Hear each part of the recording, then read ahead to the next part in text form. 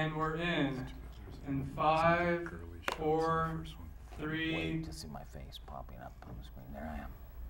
Well, hello there, boys and girls. I'm Wonder Boy, and over here we've got Captain Greene right here in the house. and we are Crazy about comics. I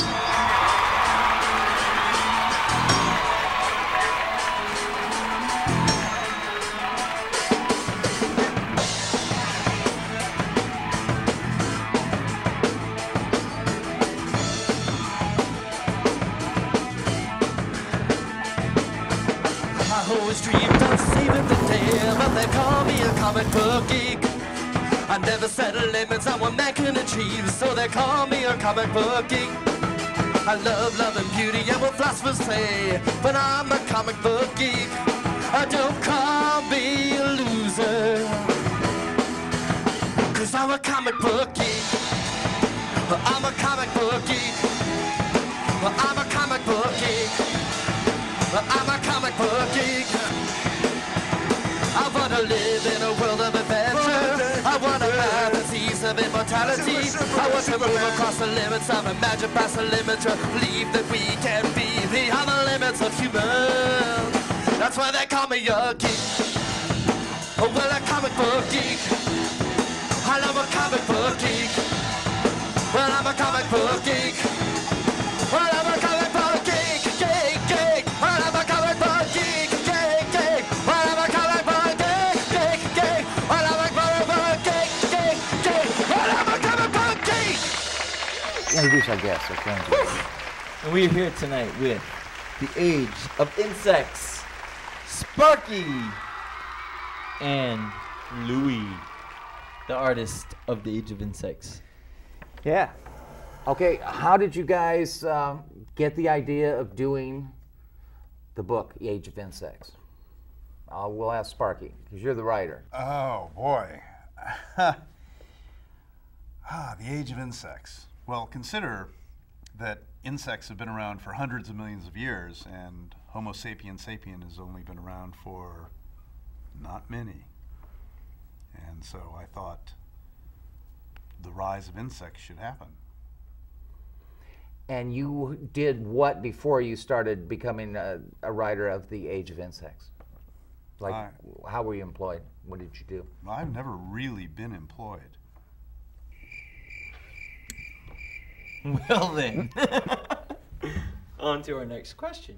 How did you finance such comic book? That is a good question. That was a good question.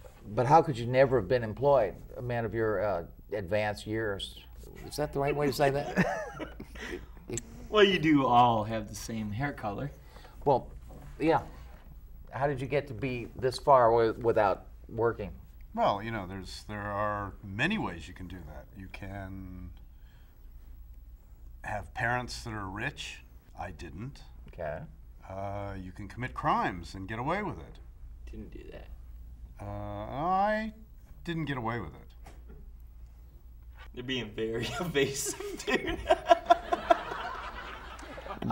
Okay, how did you get the idea, and when did you get the idea? And No, in all happens after seriousness, that? this began as a motion picture project. Okay. And I finished this several drafts of a screenplay, and it, of course, is going to be a very large budget picture because of the scope of it. And I decided at a certain point that I didn't want to shop it. I didn't want to try to get it set up. I think more and more often that happens, that people who have ideas for movies and everything are, so that people can see what they're doing, are putting it in comic book form. Well, that's, that actually is precisely the thing. You begin a project, or I began a project like this because I have an eventual goal of making a picture. Mm-hmm. But the real truth is that the process of this is much different than just that. Doing this has informed my vision about what the picture should be. The story is different, and my way of looking at it is different, having done this, than had I just written a screenplay. It's a completely different thing. In fact, when Lou and I began, the first panels were really an interpretation, like a storyboard of the screenplay, and that was wrong. That was completely wrong.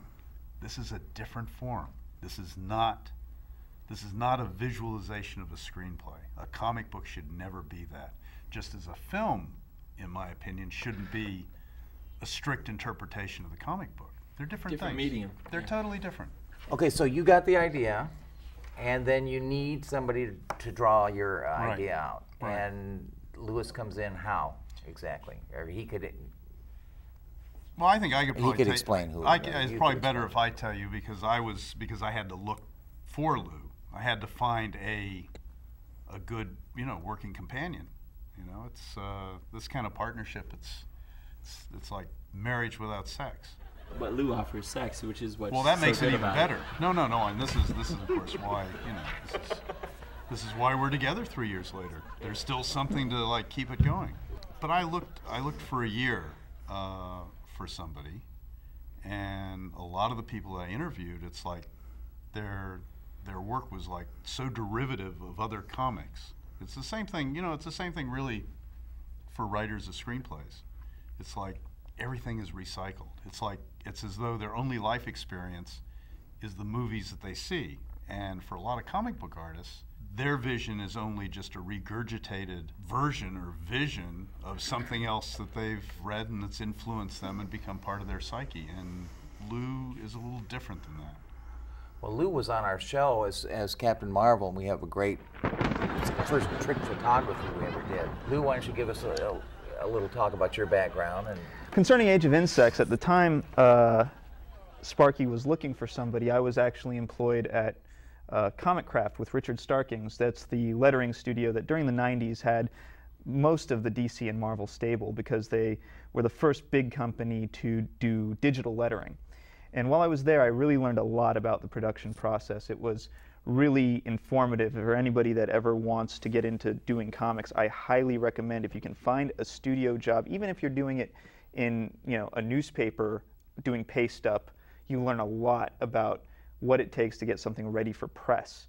And so having learned all that stuff, of course, I was working on my artwork and kind of in the background on nights and things.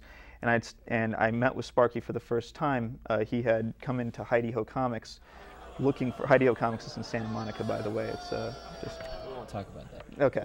So no, they're in Santa Monica. And I did retail there for about a year and a half. And when I left to go work at Comic Craft, I said to all the girls working there, hey, you're my agents, you're my eyes and ears. If someone comes in looking for a comic book artist, you tell me first.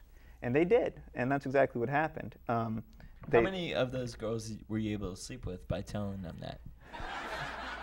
2? No, 3. I mean, now total after all these years, but it's not bad.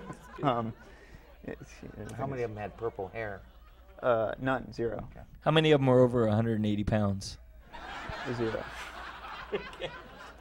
Valid question. Yes, but I can handle 180 pounds. I work out. Hey, if they fit in the door, they're on the floor. That's right. Anyway, so he was looking for an artist, and he left his card with one of the girls there.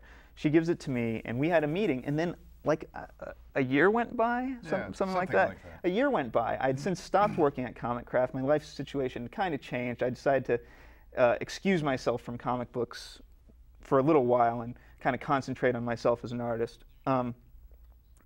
And so then when he called me up seemingly out of the blue, I thought, well, okay, there's something going on here. I think it's going to be, kind of fun to work on. But it took a little convincing. I mean, he really did his job of really showing me what his vision was. In what ways?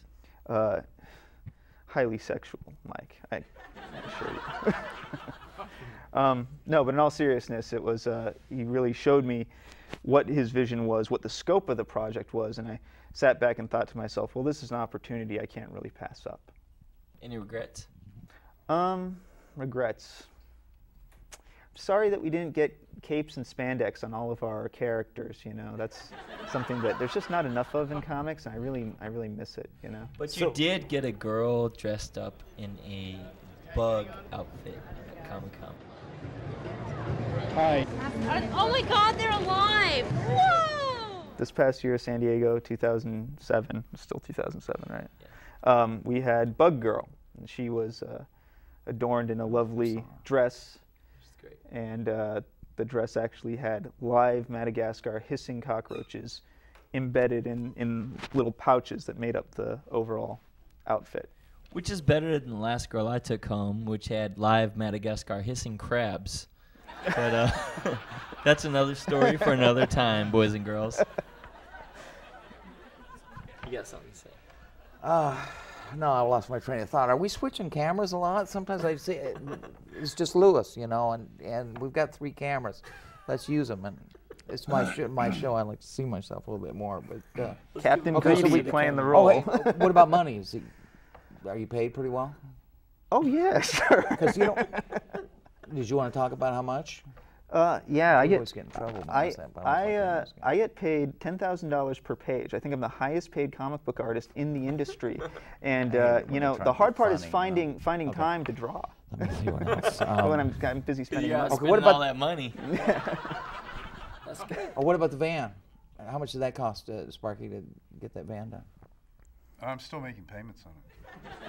The idea of the van was for Comic-Con, and that, you know, the whole idea is we want to build a fan base, and we want to build the recognition of the name.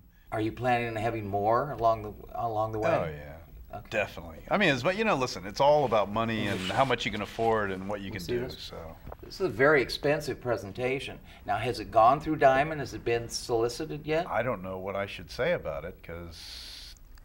Well, let's just say this. Organized religion, Diamond is. Let's not be cagey about stuff, okay? Let's talk about what's going on. Let's be real. All right, let's be real. We'll Oprah it. Caesar, I don't. Caesar's giving her signals. Okay. What's up? Okay. Commercial. Commercial? Okay, can we? Time for a commercial? Okay. All right.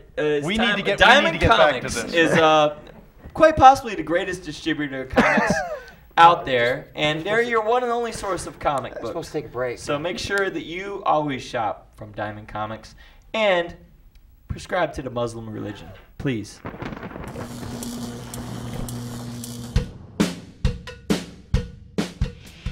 My name's Geoffrey Patterson. I've collected comics for 50 years. Had a store for 25 years. I got married on TV. We've got our own comic book. I dress up as a superhero constantly. I really try to show my love for comics, and we've got some stuff we want to show you that shows, you know, we've got the TV show, and we've got the comic book, and we want to show you some of the stuff we do that shows our love of comic books.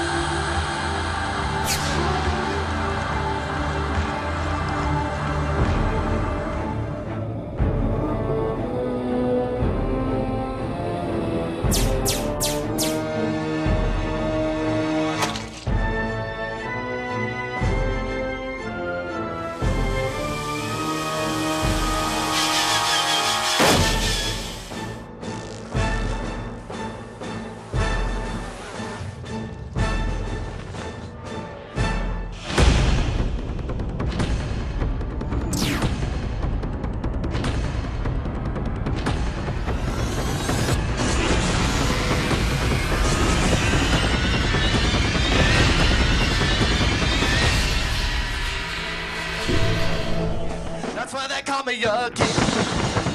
Oh, well, a comic book geek. I love a comic book geek. 3. Well, I'm a comic book geek. You know, I wanted to ask you guys a question too. On this presentation is one of the classiest presentations I've seen, and as far as you know, I tried to sell my comic book. I solicited through Diamond. I had a whole bunch of guests, you know, like Sergio Aragonis. Who else was on it? Danny Mickey, Mike Wellman wrote a story. Some really, really big names and everything. And I thought, I had 5,000 printed, right? Because you know, it was funny. I wrote a story, We had a little, what do you call it when you do the photo things? Fumetti. Fumetti. We did everything on that. I thought it was really, we sold 369. So that meant out of the 5,000, I have in my mother-in-law's garage, I have almost 4,500 left. You know, and it didn't look like this. This is really nice, and it's got even the eyeballs. The eyes kind of, they gloss over. You know, I don't know if the camera can catch this, but they kind of gloss over and everything. And the price tag on it, I'm not wearing my real glasses. $5.99. It's $5.99, and you got a picture on the back and everything. And it's made of like tough cardboard. I don't know. There's a better term for that and everything, but it's a real. It's called a matte. It's a real classy. And the inside, the pages Gloss. they're not like the toilet paper pages on your ordinary comic book. They could be comic book covers. Your gloss, is that what I'm? Yeah. That's what I'm looking for. How do you know it's not like toilet paper? And so the question comes in. Okay, what's the story with Diamond? Because I've just found this at my store, but I haven't seen it solicited through Diamond, which is the only people that you can go through actually to put out a publication. You know, when we came here tonight, I had no intention of talking about this. And part of the reason for that is there is only one distributor of comic books in this business. Only one. Can I say first, this is it. Comic Book Geeks exclusive. You heard it first on yes. Comic Book Geeks. Tonight, here in Torrance. Right now, we're going to hear it. Because you can only see this This in is Torrance. behind the scenes story. Okay, Only you in Torrance can see this. Okay, I'm ready. We're ready. We've been rejected 3 times. We have a book that is all color. The price point is well below similar books that are color and 52 pages. We have a Ben Temple Smith cover. No ads. No ads. This is like a real story. Inside there's not just comic panels, but there's like pages from people's diaries and the preface to a book and military manuals and other sorts of things that you'd find in a novel, because we took seriously the idea that it wasn't a comic book, but that we wanted to make it more like a novel. What was their reasoning? Well, this is one of the rejection letters. Their reasoning. You can read it? That'd be fine. Well, what they do is they have like an art committee, supposedly. Okay. And I don't want to say that there are lesser books being distributed by Diamond or whatever it is, because it ultimately, you know, it's about the marketplace, and it's about, you know, are you creating a fan base? Are people invested in the characters? Is this a story that people want to read? But that's really interesting, because I didn't know they did that. I guess I wasn't even sure what their criteria was for accepting a comic book. I know they've accepted all Mike's comic here's books, what so they have. They have their standards can't be real. They have a checklist. Little humor there. They have a checklist of things that are acceptable and that aren't acceptable. Okay, oh, that's good. And the writing.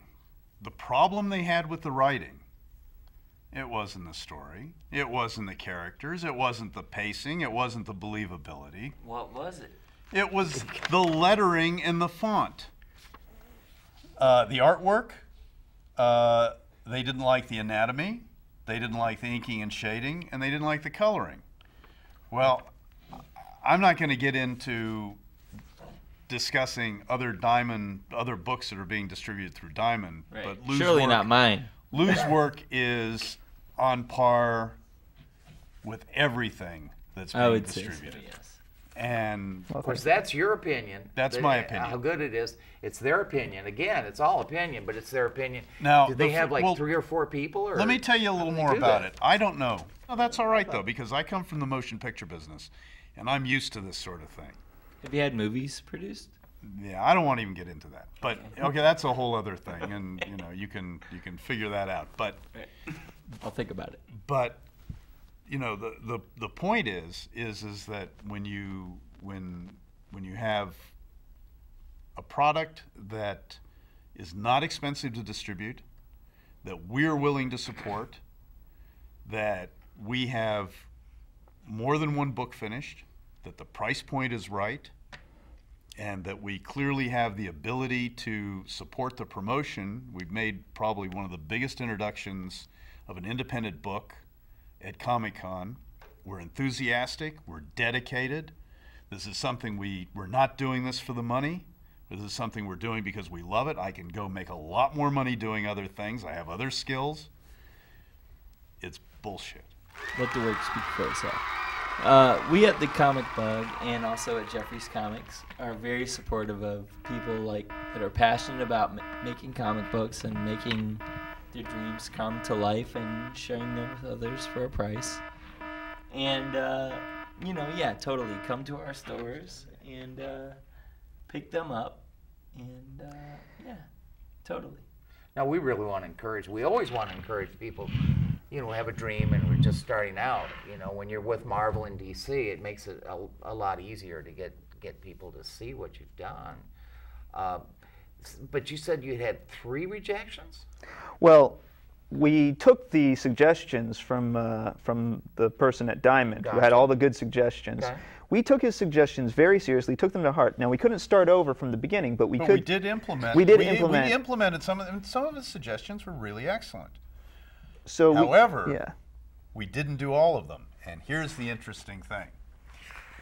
The one thing that is handwritten in this note is something like, the cover looks great, but I don't see any difference with the interiors, meaning that he was not satisfied that we started from the beginning again and didn't do everything that he wanted us to do. And the truth is, if I wanted him to be my artist, I would have hired him and not Lou. It's that simple. Did we get a close-up on the cockroach and Well, kind of explain what well, let kind me- of cockroach it is? Well, let me just let me go ahead and do that. At Can you Comic, put it in your mouth, dude? Oh, no, but here, I got something for you. Sure. Go ahead. Is my breath that bad? No, man. yeah, it is. It's terrible. Oh my God! I'm scared of those things.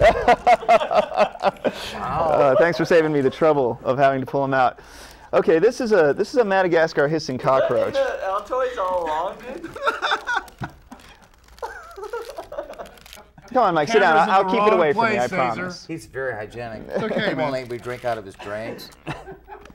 Come on, Mike. Come on, back Mike. here, baby. Come on. Here. You got him? All right.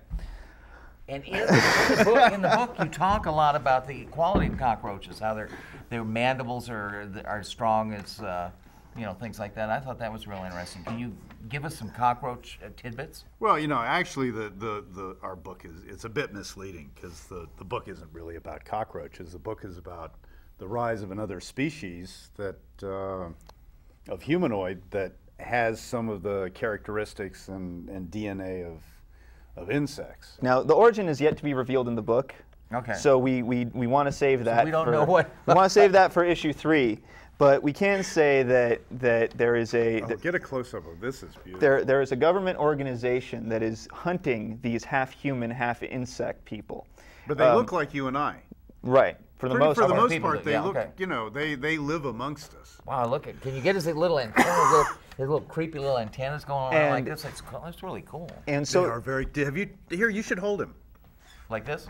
Yeah. It's not gonna hurt you. The captain's not afraid of this kind of thing. No. Big pussy. Yes. the Greene is Come on. setting him, Here. setting Really? him doesn't- weird. You should like green. There you There go. you go. Hey, big guy. You get that, Jeff? Wow. But I didn't think they were that big, and you were saying something about this is not one of the biggest. They get a lot bigger than this. Yeah, bigger. they do get bigger. Oh, if here. properly cared Would you for. say like twice as big? Is No, that possible? we'll show or you just how big. The third bigger? Oh, or- hold on. You don't even need to wonder about it. Got it.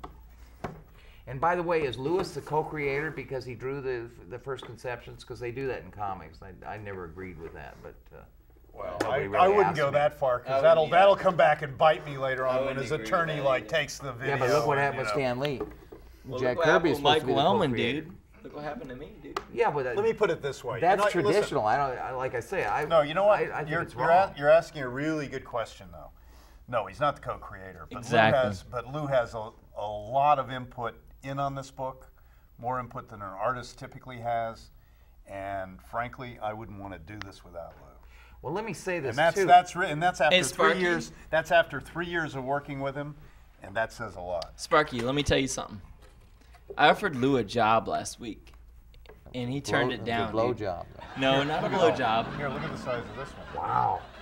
I offered Lou a job, and he's like, "No, I can't. I'm dedicating all my time to the Age of Insects." Wow. What kind of job do you offer him? That's like Like twice as a bigger. retailing job, Oh, wow. not an art job, but like. Oop. Well, I mean, my pet. Now, the thing about these roaches That's a is big that they roach. were the stars of San Diego Comic-Con for us. We had them at our booth, and it really drew a crowd. And nobody, I think, had ever done that before No. at San Diego.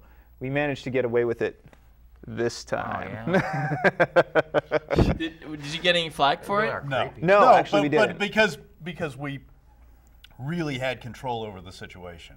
Yeah. I mean, you were in the booth across from us, and you Yeah. could see that we were. You guys drew a huge crowd this year, by the way, too, and I applaud you for And you had that. a woman dressed up as a cockroach? Was that something? No, half-naked woman Wearing covered in she was wearing cockroaches. these in her dress. There was This clear. was the first ever I don't dress. think I even noticed her. No, listen. Oh, I This missed this that. is the first I really ever am dress old. that had live insects inside it ever. Oh.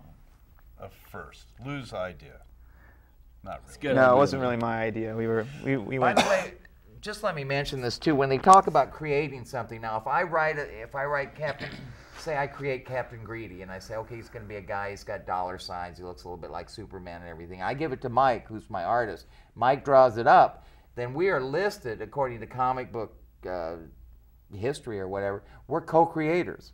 So when Stan Lee did Spider-Man, and he told Jack, "We'll do this and do this." And Steve then, Ditko. now, oh, and he stole Ditko to do that too. Yeah, and so Ditko's and everybody says that Stan takes too much credit and everything, but to me, it's just kind of a humorous kind of thing that they would consider the person who created it, wrote it all out, and just had somebody draw it to be the same. Well, certain- by that certainly- same token, we're but it- dealing with a there- visual medium. It depends, though. It really depends, and for Well, like co means half, and it's Well, it's absurd.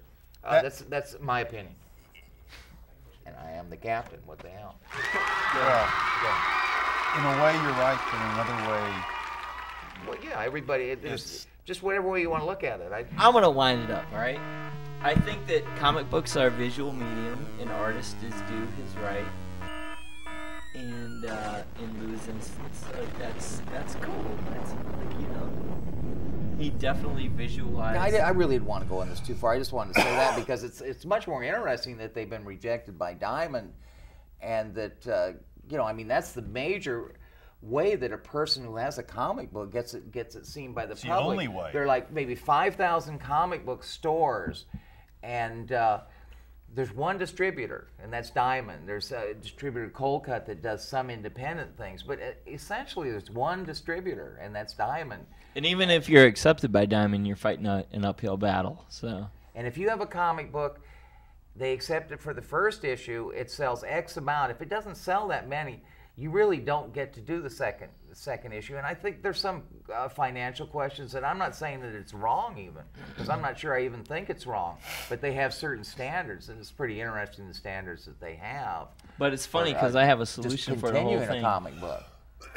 Yes. Do it all, solicit it as a book, and solicit it on Amazon, through Diamond, whatever. Once it's completed, like, As a graphic novel. as a graphic novel, and they have no choice but to accept it because you guys are doing good work, you guys are enthusiastic, you guys are creating God's great work. product, and you'll make it. Well, good luck. Good luck to you guys. Thank you. We don't know that you're going to make it. That's. thank you. Listen on.